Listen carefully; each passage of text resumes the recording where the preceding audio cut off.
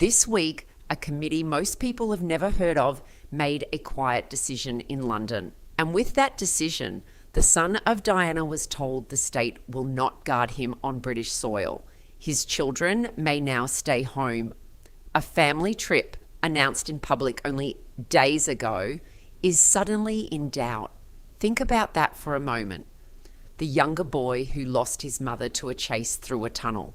A father himself now, told in effect to arrange his own safety on the very island where she died. Here is the thing I keep circling back to. A house is not a road. You have watched this family for years. So have I, and you learn after a while to hear what they are really saying underneath what they announce. The papers already have a story ready for you this week. They say this is a man who cannot accept that he's no longer a very important person. They say he misses the motorcade and the fuss of it all. They say he's dangling his own children as a bargaining chip against his father. That is the version splashed across the front pages. And honestly, it is the easy version. I do not buy it for a single second because there is a harder version underneath, and it begins on a road. It was August of 1997. Paris, late at night, a car moving fast beneath the city with men on motorbikes chasing it for a photograph.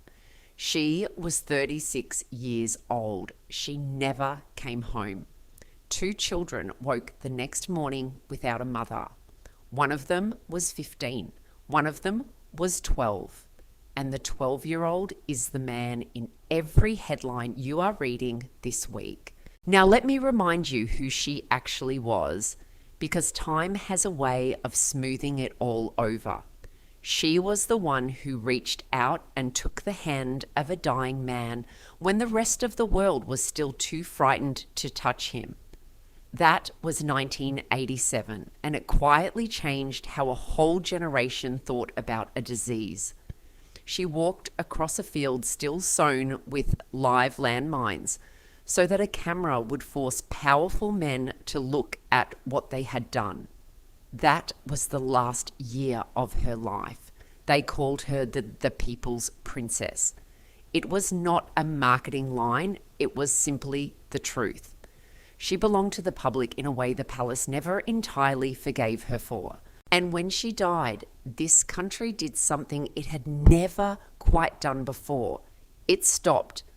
The flowers came in their thousands, then their tens of thousands, piling up outside the gates of Kensington Palace until you could not see the ground.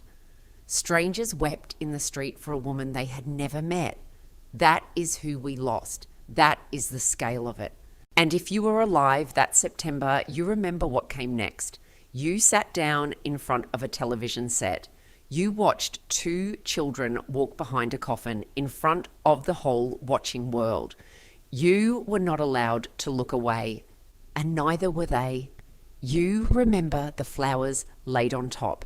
You remember the single small card written in a child's grief with one word on it.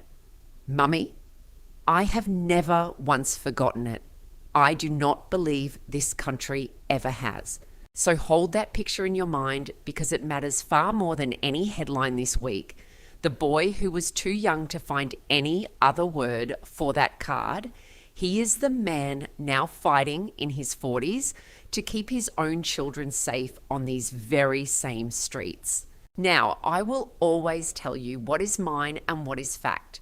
What I feel about all this is mine, and I will mark it as mine every time, but this fact is not in dispute, and it is this. The last time this family lost one of its own, they lost her on a journey that no one managed to protect. Hold on to that as we go, because a committee in London has just made a ruling about journeys. And I want to walk you through exactly what they decided, and the one word their official statement will never, ever say. Let us go back to what actually happened, not the mood music playing over the top of it. 6 years ago, in 2020, Harry and Meghan stepped back from their royal duties. They moved the family across the ocean to California to a quiet corner called Montecito. And from that moment, the British state stopped paying for their police protection. He fought that decision, not quietly and not briefly. He fought it through the courts for years. He argued something people always seem to forget in the noise. He offered more than once to pay for that police protection himself out of his own pocket. The answer that came back was that it does not work that way.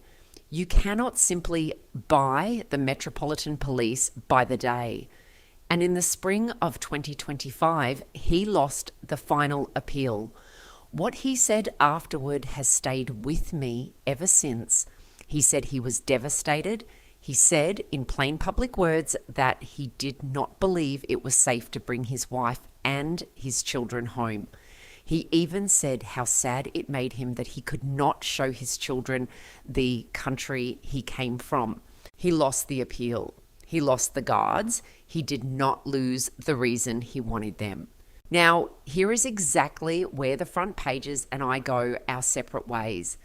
They read that long, stubborn fight as vanity, a man in love with the sound of his own importance. I read it as something far older and far colder than pride. So ask yourself one honest question tonight. Of every single person inside that family, who has the most reason on this earth to fear an unprotected car on a crowded street? Whose mother died in precisely that way, chased at speed with no one able to stop it in time? I cannot climb inside his mind. No person outside that family can. But I can read the pattern that is right there in front of me, and the pattern is not hard to see at all. It is a man who, as a boy, watched the press hunt his mother into a tunnel, and who is now, understandably, frightened of the same lenses and the same crowds pressing in around his own son and daughter. And look, you can think whatever you like about the choices these two made afterward. The Netflix cameras, the long television interviews, the book that told the whole family's business to the entire world. I know so many of you have strong feelings about all of it, and honestly, so do I about a good deal of it. That is a fair conversation for another day. But the fear itself did not begin in California. The fear began in a Paris underpass in 1997 when he was 12 years old and no one could give him his mother back. Here is what he was actually coming home to do. This July, from the 7th to the 11th, he was due back on British soil. Not for a crown, not for a balcony, not for a parade, for charity, for a children's charity called Well Child, which he has supported for years. For Scotty's Little Soldiers, which looks after the children of service members who never came home. And to mark 1 year until the Invictus Games arrive in Birmingham, the competition he built more than a decade ago for wounded soldiers. Whatever else you make of the man, that work is real and it is good. And for the first time in 4 long years, he planned to bring the whole family with him. His children haven't set foot in this country since the summer of 2022 at the late Queen's Platinum Jubilee. That Jubilee was also the last time the King is known to have laid eyes on his own grandchildren. 4 years. Think about how much a small child changes in 4 years. Think about what a grandfather misses in that time and does not get back. There was, briefly, reason to hope. Last autumn in 2025, father and son sat down together for a private tea at Clarence House. It was the first time they had been in the same room in more than a year and a half. A small thing, but in this family, a small thing can be everything. And now that reunion, that fragile homecoming is hanging by a single thread, because the crown can offer a roof over their heads, but a house is not a road. Here is what the record plainly shows, and none of it is denied. A house was offered. The journey to and from that house was not covered. And those, I promise you, are two entirely different things. Which brings us at last to the committee and to the word that no one will say.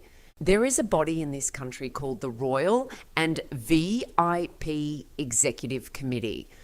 Most people have never heard the name spoken aloud in their entire lives. Yet these are the people who decide who receives state protection in Britain and who does not.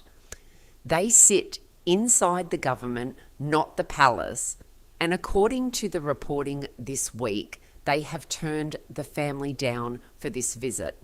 The papers say a special risk board was meant to sit first and weigh his case properly. They say that meetings somehow never actually took place. They say the answer came back anyway, regardless. No protection. And this is the exact part that most channels are sprinting straight past. Because at the very same time, the king himself had offered the family somewhere to stay. A royal residence, the kind of home that comes with police already standing at the gate. So the family accepted a roof under the Crown's own protection, at least for part of the trip. Now look hard at the strange shape of it. A safe house, yes. Guards at the door, absolutely. But the drive out to the charity event in the Midlands, the road to the stadium in Birmingham, the open crowd pressed along a public pavement, phones held high. That is where the real danger lives. And that, I want you to remember, is exactly where it lived for her. And do not take only my word for the shape of this. Harry's own spokesman said it out loud this very week. He said the family is exploring every available option to still make the trip. He said the real concern is whether appropriate and proportionate protection will actually be in place. And then came the line that stopped me cold. He said that the accommodation, the house itself, had never once been the issue. Never the house, their own words, the house was never the point. Now, the commentators have a neat and tidy phrase ready for all of this.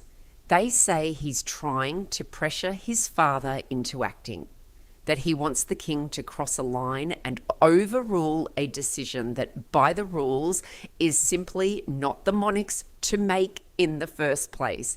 And I will grant you there is a thread of palace politics tangled up in here somewhere. I will not stand here and pretend the whole thing is pure and simple, because nothing in this family ever is. But strip that clever language away, and what is the man actually asking for?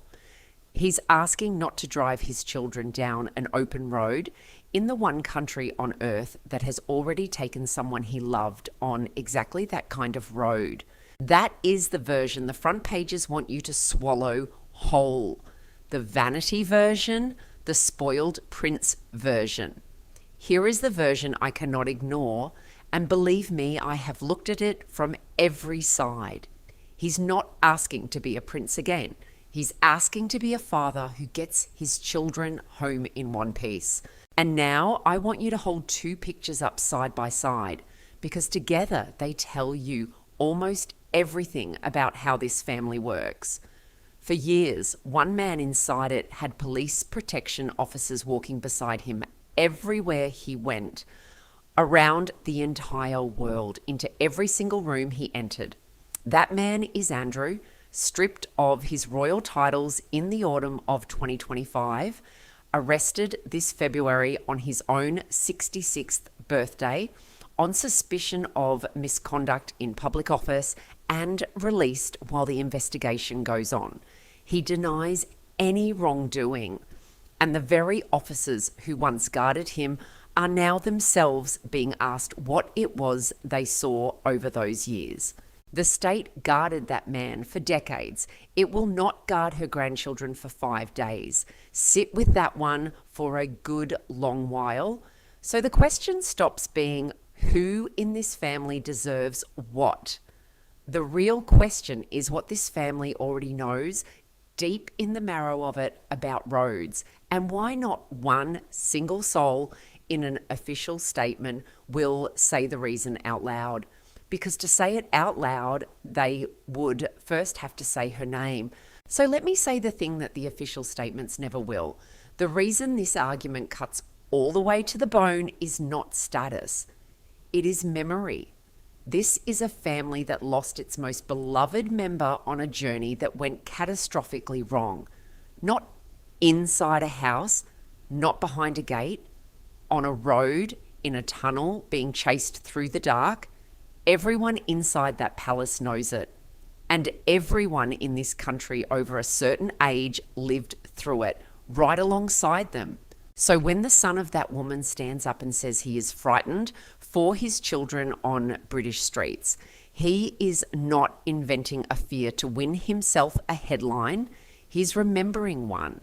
He was 12 years old. He remembers every part of it. And where is his father in all of this? The king is 77 now. He has spent these last 2 years quietly living with cancer. And only this year has he begun to ease back his treatment. He's a man near the far end of a very long wait to wear the crown at all.